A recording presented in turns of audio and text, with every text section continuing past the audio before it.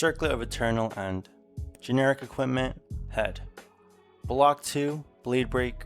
This defense, turn a card in the attacking hero's banished zone face down. How good is Circlet of Eternall End really? We're gonna go into a little discussion.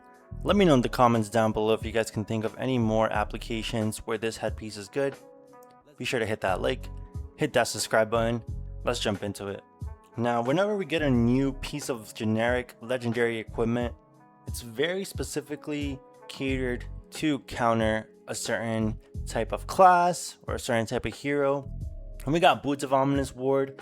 All I really thought about is this is pretty good against Rune Blades and maybe possibly into wizards that do mixed damage, but I wasn't really thinking of the applications that it's good into heroes that want to use flick knives. It's good the fact that it can just block one and then tap your hero to prevent one, giving you 2 points of protection when usually blocking 1 and 1 is kind of hard in the game of Flesh and Blood. Boots of Omnis Ward, outside of its applications for Runeblade, is just seeing a good amount of play. I think some Jarl builds are just playing it normally as their leg slot, which is really interesting, which made me think, what could we be using the new headpiece for?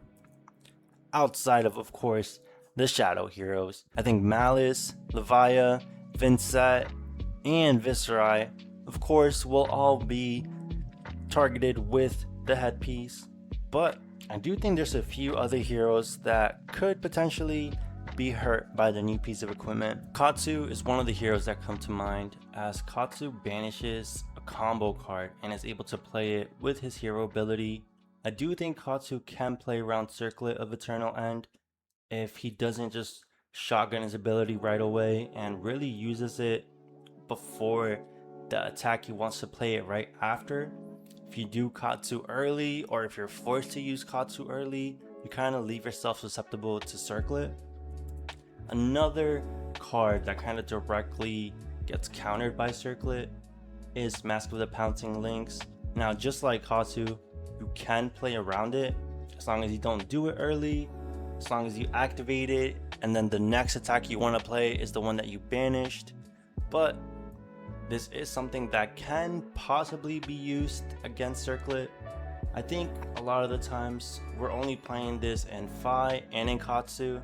I think against Fi, Balance of Justice might just be a better headpiece instead of Circlet, but just something I wanted to talk about. Devotion Never Dies is really countered by Circlet, be it this card doesn't really see play, but if a Draconic Ninja in the future abuses this, Circlet can just shut this down, as when this hits, if a Draconic attack was the last attack this combat chain, banish it. If you do, you may play it again. You can kind of loop this and play it a bunch of times, but you need to play it after a Draconic attack. Once it banishes itself the first time, if you play another Draconic attack, your opponent can simply block with Circlet, put this face down, and kind of stop that crazy value train that this card can generate. Again, this isn't really seeing play right now, but maybe a Draconic Ninja in the future could make good use of this. Last but certainly not least, Earth heroes that care about having 8 or more Earth cards banished, or even attacks like Felling of the Crown and Plow Under that care about having 4 or more Earth cards banished to get their additional boost in power, could be something that Circlet could be played against. If you use Circlet to put a card from their banished face down and kind of turn off their hero ability, could be pretty good. Now, we currently don't have any Earth heroes in the CC metagame.